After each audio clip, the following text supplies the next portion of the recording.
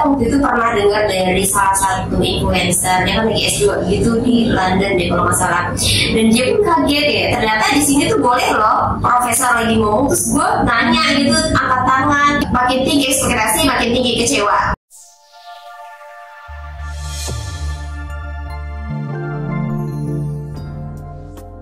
Halo, sobat University, balik lagi nih di Bisa Sih Beda Buku kali ini bersama kita berdua, Rati dan Kurnia. Dan kali ini kita akan melanjutkan untuk bahas buku Nunci. Dan kita sudah sampai pada bab 5 yang berjudul Dua mata, dua telinga, satu mulut. Dua mata, dua telinga, satu mulut. Nah ini pasti akan ini nih mempengaruhi banget penuncian kita menggunakan indera-indera yang tadi sudah disebutkan. Oke, boleh Kak, apa nih insight yang udah didapetin dari bab 5 ini? Jadi insight barunya adalah ini aku juga baru tahu kayak di Korea itu diajarkan untuk kayak mulut itu berkaki. Jadi kayak kita harus hati-hati sama mulut kita. Jadi diciptakannya dua mata, dua telinga, satu mulut itu biar maksudnya dua mata, dua telinga itu lebih minimal daripada kita menggunakan mulut kita yang cuma satu gitu. Nah di Korea itu kalau di sekolahnya itu nggak ada yang kayak di tengah-tengah guru jelasin nunjuk tangan kayak maksudnya ini apa, aku maksudnya itu apa. Nah mereka lebih ke kalau misalnya udah selesai pelajaran itu baru nanya. Karena apa? Karena kalau misalnya kita tunjuk tangan untuk apa sih namanya, ada sesuatu hal yang kita nggak ngerti, itu sama aja kita egois, karena cuma kita loh yang menunjuk tangan untuk minta dijelasin akan hal itu gitu. Maksudnya dari dua mata, dua telinga, satu mulut, kayak kita dengerin aja sampai habis apa yang guru jelaskan. Kalau misalnya dibuka sesi tanya jawab baru boleh angkat tangan gitu. Jadi lebih banyak mendengar ya daripada berbicara gitu. Tapi sebenarnya Nunci ini kan kayak sebenarnya lebih ke Asian value ya daripada yang orang-orang Barat. Dan kalau di Barat itu ternyata waktu itu pernah dengar dari salah satu influencer, dia kan lagi S2 gitu di London deh kalau nggak salah. Dan dia pun kaget ya, ternyata di sini tuh boleh loh profesor lagi ngomong, terus gue nanya gitu, angkat tangan. Emang nggak harus nunggu ini dulu ya? Biasanya kan kita kalau di Indonesia ya nunggu dulu profesor selesai ngomong baru kita angkat tangan untuk tanya. Gitu ternyata mereka tuh boleh gitu. Nah jadi yang harus diperhatikan adalah bahwasanya Nunci pun gitu, ketika kita memang nantinya kita kan Asian value banget nih, kayak Asia banget ya, orang Asia banget. Tapi ketika kita ditempatkan bersama orang-orang yang memang gak value sama kita, mungkin kita harus lebih apa ya, berbesar hati gitu menerima perbedaan itu. Nah memang Nunci ini ya itu tadi sih, memang harus berbesar hati dan bagaimana kita adaptasi dengan lingkungan yang akan kita tempatin gitu.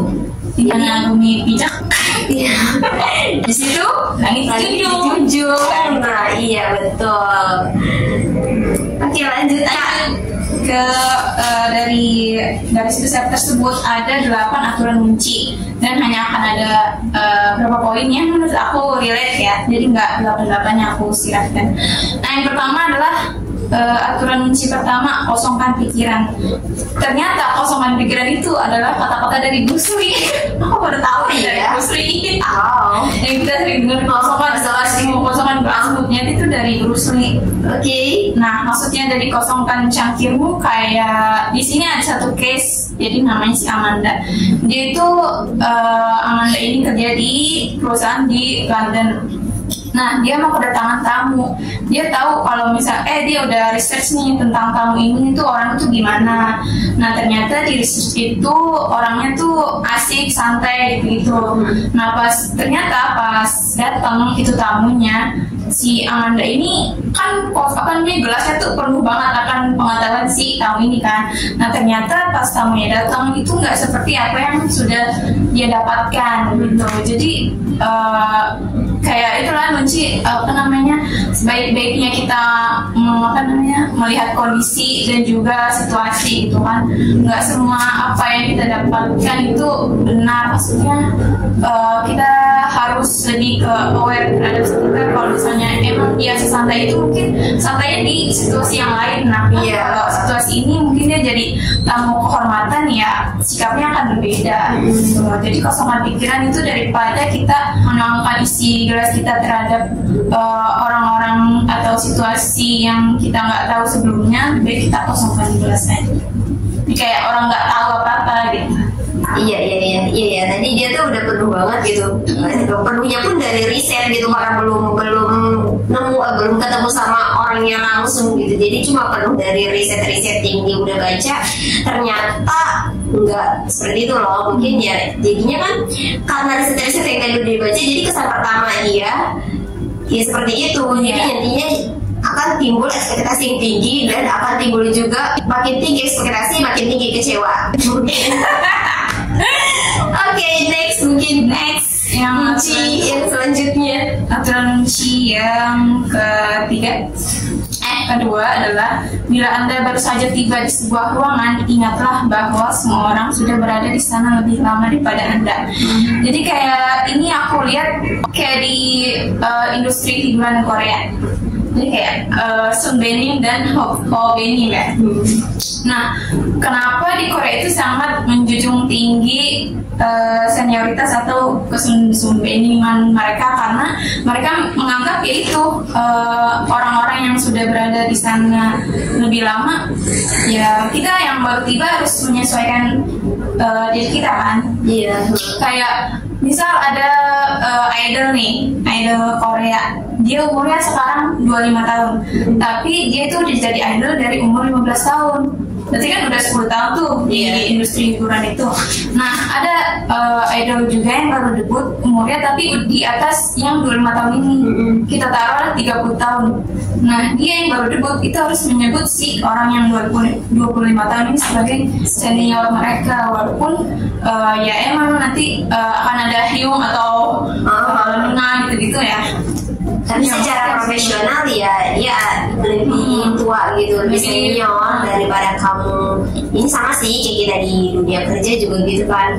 Pasti banyak menemui ini anak lebih muda dari gue, terus gue baru kerja, dia udah jadi ini, gue baru masuk gitu, mungkin baru magang, dan itu tetap kita anggap jadi senior gitu, walaupun usianya entah 10 tahun lebih muda, entah berapa tahun lebih muda. Intinya ya beda kan pengalamannya, udah jauh beda. Dia udah ngapain, lu baru ngapain gitu. Makanya sih, tapi memang Korea itu sangat menjunjung tinggi senioritas, tapi dalam hal baik ya, nggak yang dijadikan bullying gitu ketika senioritas itu diterapkan gitu. Yang ketiga adalah jangan lewatkan kesempatan untuk tutup mulut. Jadi nggak ada peraturan yang melarang kita nggak boleh melakukan apa saja, tapi kita harus lebih sabar menunggu cukup lama.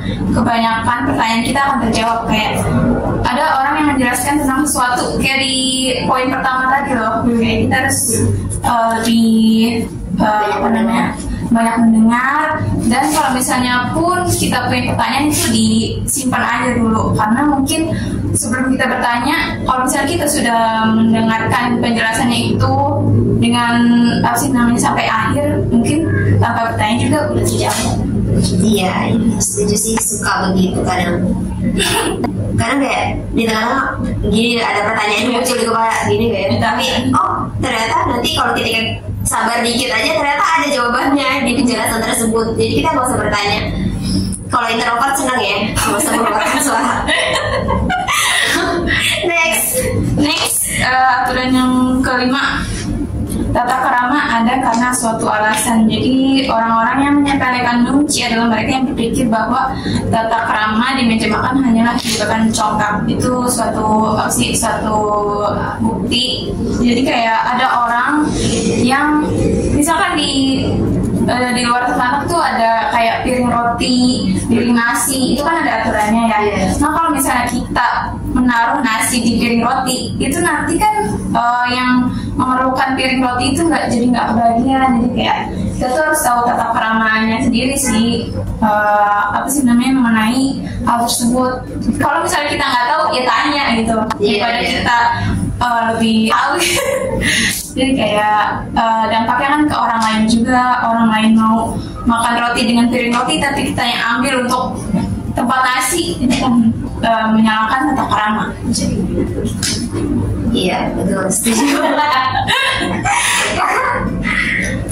Iya, Nunci memang berkaitan erat ya sama tata krama gitu, manner segala macem. Jadi kita bisa melihat keadaan, gua harus ngapain sih. Misalnya kalau makan di hotel bintang 5 ini kan nggak mungkin kita pakai tangan, karena mannernya nggak seperti itu. Kita pasti pakai table manner tuh. Iya. Ya table manner kayak kalau nggak ada belum datang makanan itu tangan kita nggak boleh di atas meja. Iya. Kayak main HP di atas meja itu PW aja.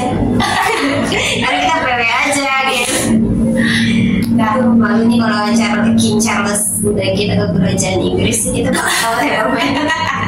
Tapi kita udah belajar Nunci, tenang aja. Kita harus belajar sama yang slave. Oke, nah kita udah di penghujung udah buku pada bab kali ini nih, seru banget. Ternyata ada fakta-fakta, fun facts about Nunci yang harus kita terapkan. Tapi memang sebenarnya ya baik lagi sih, kalau orang Asia sudah menjalankan itu semua. Cuma bagaimana ketika kita bertemu dengan orang yang non Asia, yang mana itu berlawanan banget sama value-value yang kita terapkan gitu. Gimana cueknya, gimana bodo amatnya mereka gitu. Tapi mereka anggap normal. Jadi udah, kita memang seharusnya berbesar hati ketika menemukan orang-orang, bukan orang barat doang sih, sebenarnya orang yang beda suku pun kadang banyak value-value yang beda-beda gitu walaupun satu negara. Nah oke, terima kasih Mbak Dia untuk sharingnya. Teman-teman semuanya udah senang banget nih tahu ternyata banyak banget kunci yang baca apa sih review di Google ya. Mungkin ini adalah suatu alasan kenapa Hallyu Wave sangat bisa masuk ke pasaran nih. Iya, karena mereka pernah menerapkan itu.